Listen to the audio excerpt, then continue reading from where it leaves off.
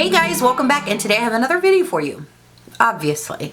And today we are going to be talking about palettes. I am glad I passed on volume 2.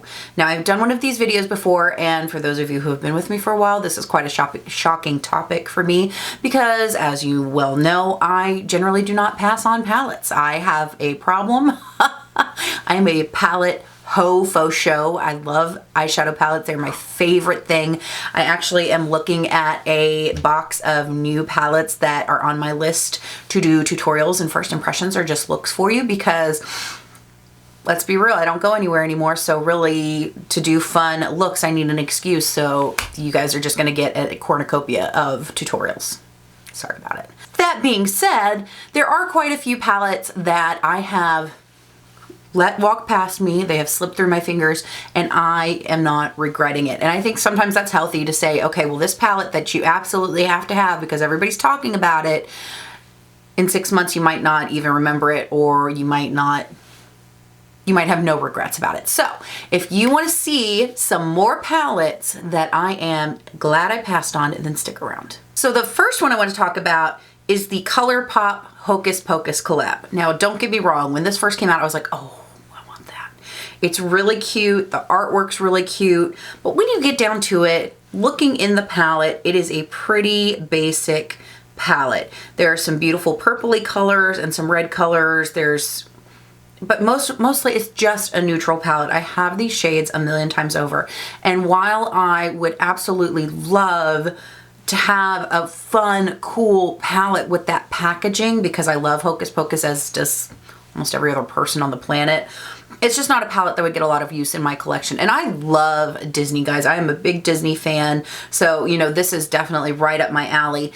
But it's like with the princess, it's a princess thing, or the designer princess collection, or Midnight, I don't know. They came out with a couple of princess collections. They were so pretty, and I thought the concept was so pretty, but the colors were just, they were just boring. They were just a neutral palette that I have over and over and over again. I did get the Misunderstood palette, the Disney Villains collection, and I love that thing. But this one is kind of like falling in with the Disney Princess collection with me, to where it's just, it's not unique enough for me to hop on, try and fight the absolute mob that was getting this palette, or even when they were restocking, because I mean, the fight to get this palette, it was not worth it for me. And I'm not sad I let this palette go. So this next palette, this palette was kind of all, you know, people were really into this palette a couple years ago when the whole mermaid unicorn thing was coming out. And this is the Tarte Make Waves and Be a Unicorn, Make Waves and Be a Unicorn, Make Waves and Be a Mermaid. And if you don't remember, this is the palette that came in kind of that turquoise shaped shell. It was really pretty. Now, from everybody I have heard talk about this palette, they really enjoyed it. The formula was really good. Apparently that shade Bubbles was really, really unique. And just, I think Shell over at Make Up Your Mind said it was just undupable in her collection. It was something really, really unique. And it's a beautiful little palette. And it's a palette that I would have definitely gotten some use out of. It's got those warm, beautiful kind of rosy shades and the golds and the blues and that kind of purple multi-chrome or duochrome shade. But this is a palette, because of the way it was packaged, although it was super cute. One, it was not my style. And two, because of the way it was packaged, it was just, it wouldn't have been something that I reached for. It would have been something that hung out in my drawers awkwardly. That's Sarah meowing. Meow.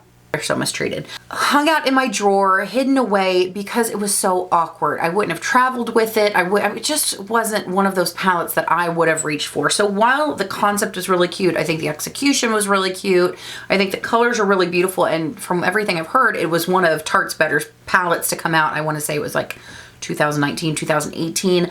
I'm just glad I passed on it. I almost bought that one, but I'm really glad I didn't, because I think it just would have been, it would have been something that just sat in my collection and collected dust. One would have just kind of, it just would, I would have forgotten it was in there, and I'm just not sad I passed on it. It's cute though. Okay, I feel like it wouldn't be one of these videos if I didn't pick on Kat Von D. And I've got a couple, just because I feel like Kat Von D is such an easy target. One, because she's just said some stupid shit. And two, you know, her palettes at the height of of her brand were so good. You know, when you're talking about the Mi Vida Loca palette, the Mi Vida Loca remix, the original, like the Ladybird palette was so good. What else was just an amazing palette? The Poetica palette is still one of my favorites. I mean, she just came out and she guns blazing with just these beautiful, gorgeous palettes. And I think when she hit Mi Vida Loca, she didn't know how to come back and kind of follow up on the success of that palette. And there were a couple palettes that came after it that were just, I feel like, very, very, just, I don't know, they just weren't as inspiring. And the first one is the Saint and Sinner palette. Now, I will say, again, the execution of this palette is beautiful. It is beautiful. It is beautiful outside packaging. It is beautiful on the inside. The arrangement of the shadows didn't really bother me because I did understand, or I kind of I could go with the stained glass. It's all different colors all over the place. You know, I could get behind it. But again, it's another one of those huge, big palettes. She always came out with these huge, ginormous palettes at Christmas time that were they were too big. They were too big. And while the execution of that palette in terms of its theming was really beautiful and I think really interesting, and the colors were pretty, it just wasn't so captivating for me that I felt like I needed to get it. And I gotta say, I've got one Kat Von D holiday release, and that is the Metal Matte palette, and it just sits in my collection. It's one of the few palettes that just sit in my collection, and I never use it because it's so big and cumbersome. I mean, I need to make myself a challenge to like pull that palette out and use it. But that one, as pretty as it is, as gorgeous as the colors were, I just wasn't into it. But, you know, it had just come out, and I had passed on the Mi Vida Loca palette, and I was like, oh, well, maybe this will be my good holiday palette. And it came out, and I was just like, I don't know. It wasn't captivating me, so I'm definitely not sad. I missed out on that palette. Let me know. Do you guys have that palette? Do you use it? Does it just sit in your collection and collect dust because it's such a honkin' big, ginormo thing? And on the heels of that Saint and Sinner palette, they came out with the Fetish palette, which again, it was just awkward packaging. It had some cool colors in there, but at this point, it just wasn't exciting. It was very muted. It was kind of boring. She had the black, she had the red, which is kind of like, I feel like is in every palette she releases, or colorful palette she releases. I mean, and it was just kind of, I mean, you know what I mean? It's like you see something and you're like, you know, I mean, that's just kind of the vibe I got from that one. So I feel like Saint and Sinner and Fetish were just kind of like in that group of, you know, the packaging was pretty, but it was awkward. The colors were pretty, but they weren't like captivating. And I'm glad I passed on both of those because they were just lackluster after. I mean, if you're going to come out with something like the Mi Vida Loca remix, you better bring it on your follow-up, and I just felt like she didn't, which is unfortunate, but it is what it is. Okay, this one, I have to bring this one up. The Conspiracy palette. Guys, is it just me, or is this not the most awkward, ugly color scheme you have ever seen in a palette? I do not like this color scheme, and it has nothing to do with the arrangement, because usually I can look at a palette and the colors can be all over the place, and I'm like, oh, okay, I can get behind that. I like that. I can kind of see it. I'm inspired by it. This one I just think is ugly. I just think this is an ugly palette. I feel like it's just a neutral palette, and they have got like, you know, that bright lime, yellowy, limey color. They've got that pink, the orange, the green, and the blue. I don't know. I just feel like this is just an ugly palette. I feel like this was just such a vanity project and essentially a money grab, like with everything we've learned about that whole situation. I just feel like this palette was just, there was nothing like, because when the Jawbreaker palette came out, I mean, I don't buy from Jeffree Star, but I was like, ooh, that's really pretty, and I'm really tempted. This one came out and I was like, I don't like it. I don't like it.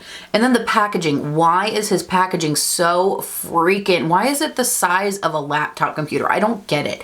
I don't understand. It's like, he's like edgy Tarte at Christmas. You know what I mean? How Tarte comes out with these big clunky packages that nobody wants that much packaging. And I feel like Jeffree Star does it too, but it's like, it's cool and it's edgy, so I guess it's fine.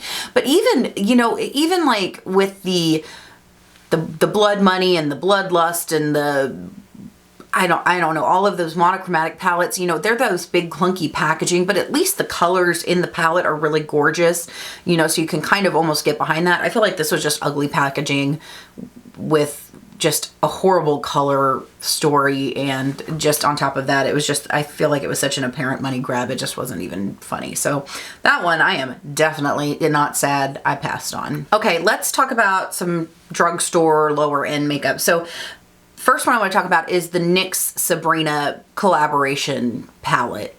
It wasn't a collaboration, it was the Sabrina, the new stories. I don't know, Sabrina used to be like a cute funny show with a talking cat. Now it's like dark, I guess. I don't know.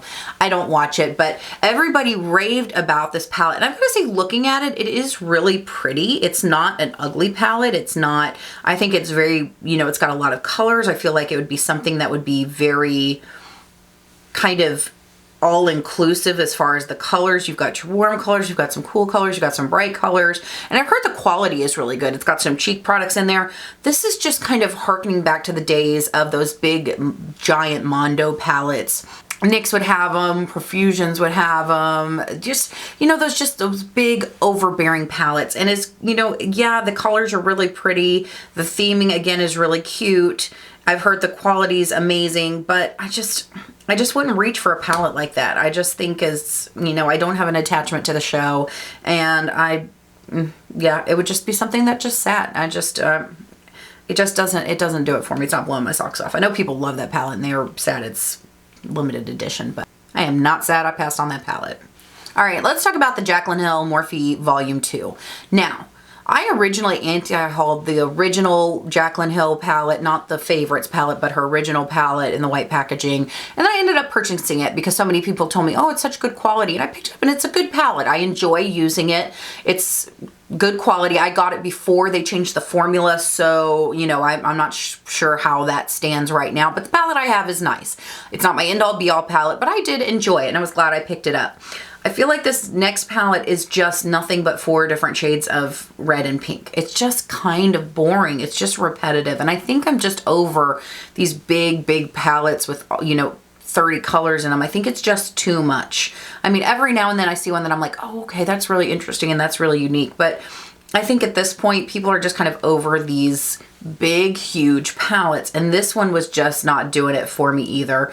It's got, you know, it's got a purple in there, it's got a gold and a yellow, but other than that, it's like 25 of the same color, and I'm just, the completionist in me, you know, I thought the completionist in me would be like, oh my God, I need to get that one so I have a complete set. And it came out and I was like, oh, I wasn't even tempted.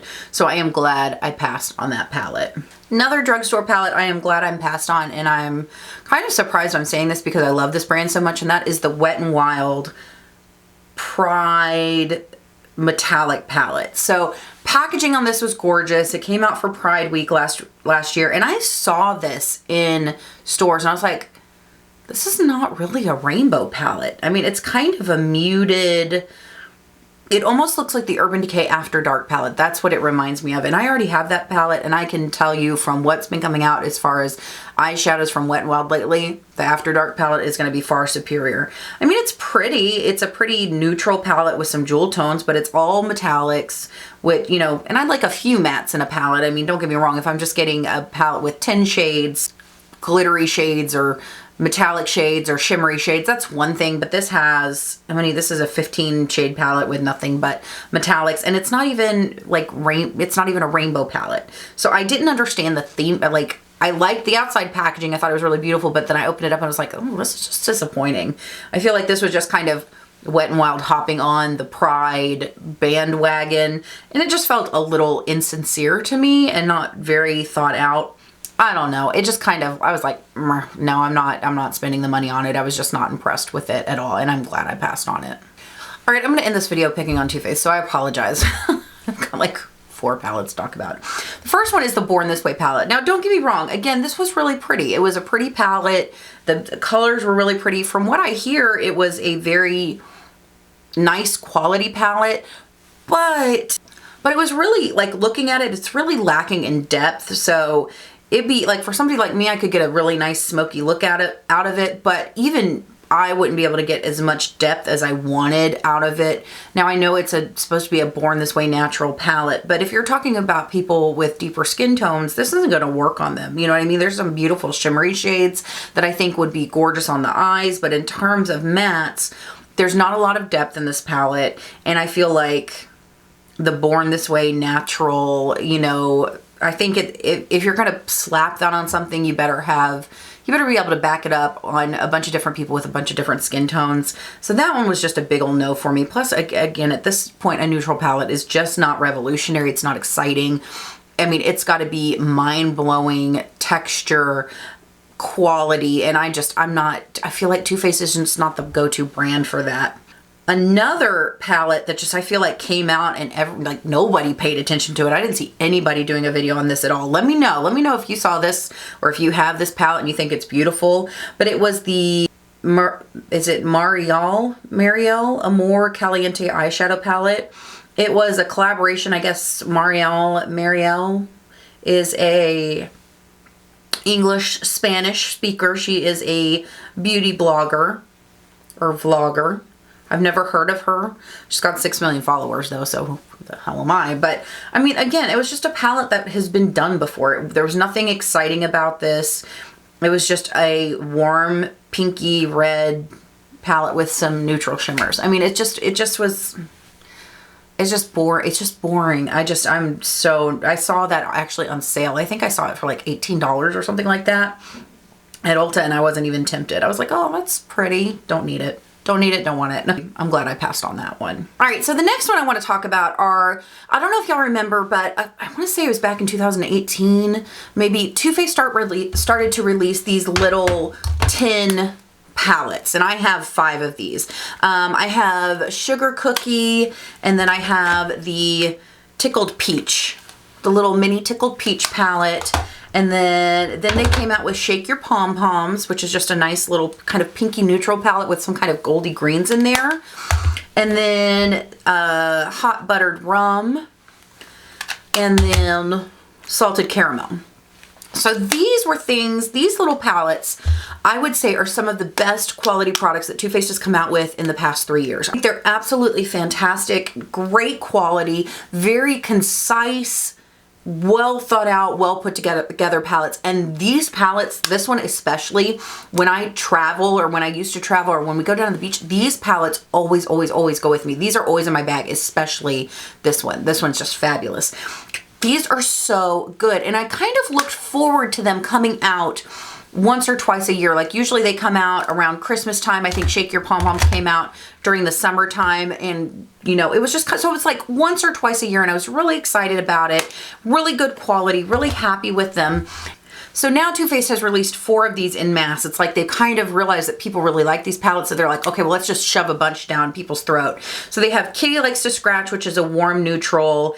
They have Let's Play, which is kind of a pinky neutral. They have It's My Jam, which is kind of a purpley palette. And then they have Light My Fire, which is like a warm orangey shade. So you can still get these, is because I don't know. I just feel like these are something I looked forward to getting. I looked forward to what was coming out every year. Was it something new? Was it something interesting? Were the palettes well thought out? And they are. They're such good palettes. I still reach for these palettes regularly. This one I got for Christmas, I want to say. Great little palette, love it. And I just feel like they're kind of unique in Too Faced collection as far as just the level of quality, the consistency. So whereas these little palettes are really cute and on brand, they're not over the top cutesy. And these new little 4 palettes that they come out with, they're just way too over the top cutesy. They're not really interesting, and I feel like they're just like, okay, well, these little palettes are doing well, so let's shove out some more so we can get, you know, people to buy them.